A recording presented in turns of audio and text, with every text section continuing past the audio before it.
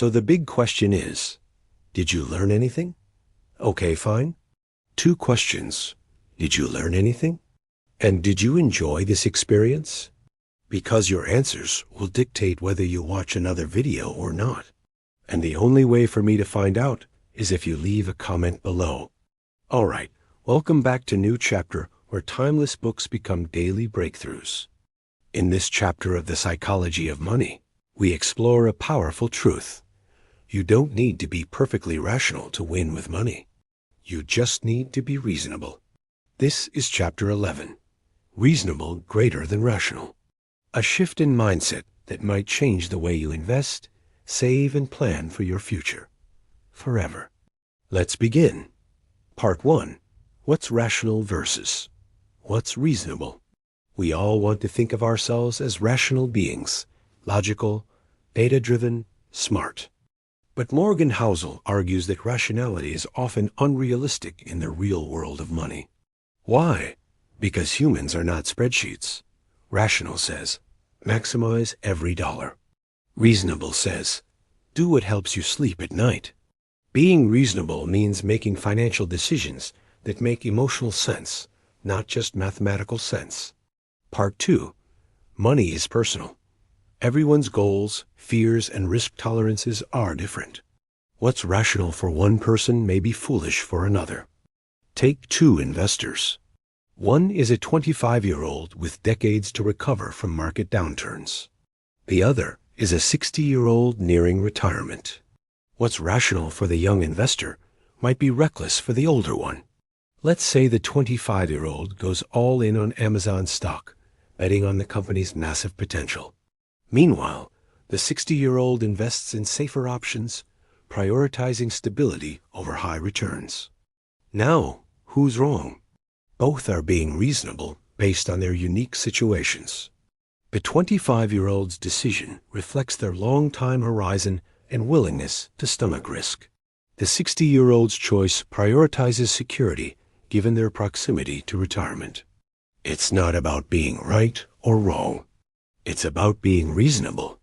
For example, a young investor might go all in on volatile growth stocks. A retired couple may prefer low-risk bonds. A single parent might keep more cash on hand than necessary. Are they irrational? No. They're being reasonable based on their life circumstances. You're not a spreadsheet. You're a person, a deeply emotional creature. Housel, money, like life, is emotional. So your financial plan must be humane, not robotic. Part 3. Why we hold on to things that don't maximize returns. Let's face it, we've all got some quirky money habits that we justify with reasons like, it is just the way I am, or I've always done it this way. Well, Morgan Housel encourages us to dig deeper and uncover the genuine emotions driving these behaviors. Fear, for instance, might be holding you back from investing in a volatile market. On the other hand, excitement can lead you to chase the latest hyped-up investment without fully understanding it. Recognizing these emotions and addressing them head-on is key. Why?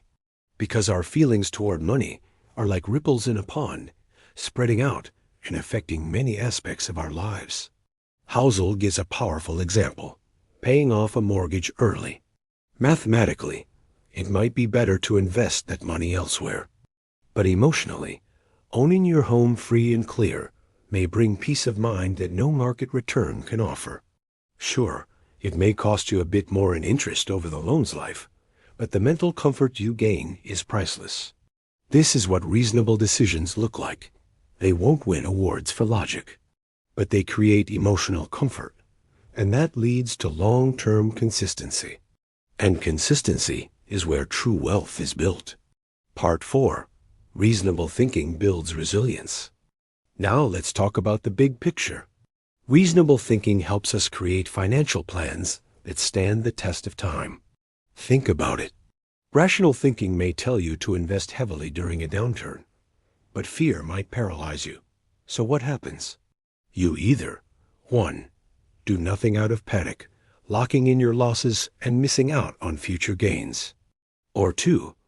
Exit the market at the worst time, selling low, and then watching the market rebound. Not so rational after all.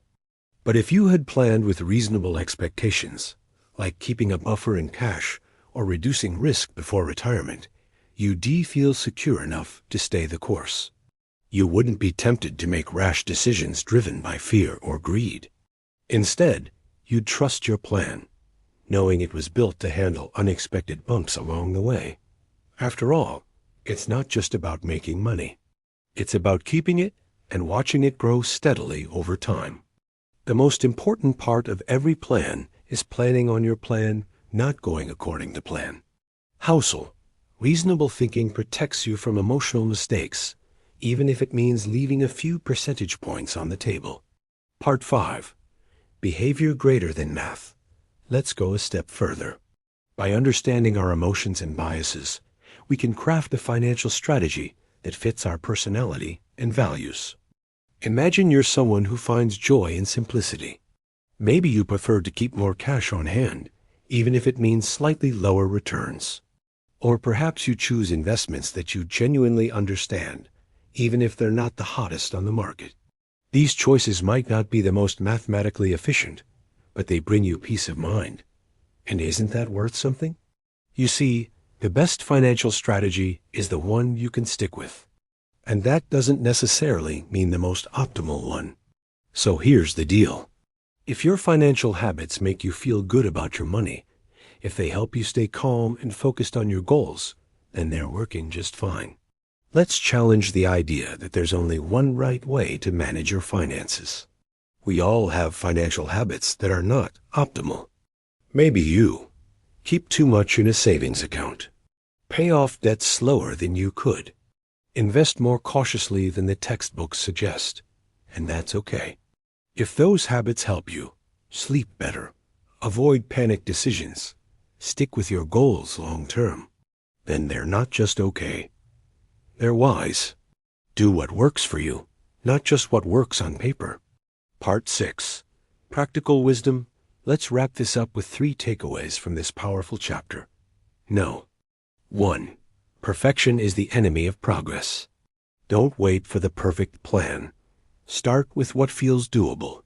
Aim for progress, not perfection. No. 2. Peace of mind is a form of return. If a financial choice calms your nerves, it may be more valuable than 2% more ROI. No. 3. You're not irrational, you're human. And building wealth is about mastering your behavior, not outsmarting Wall Street. Be reasonable.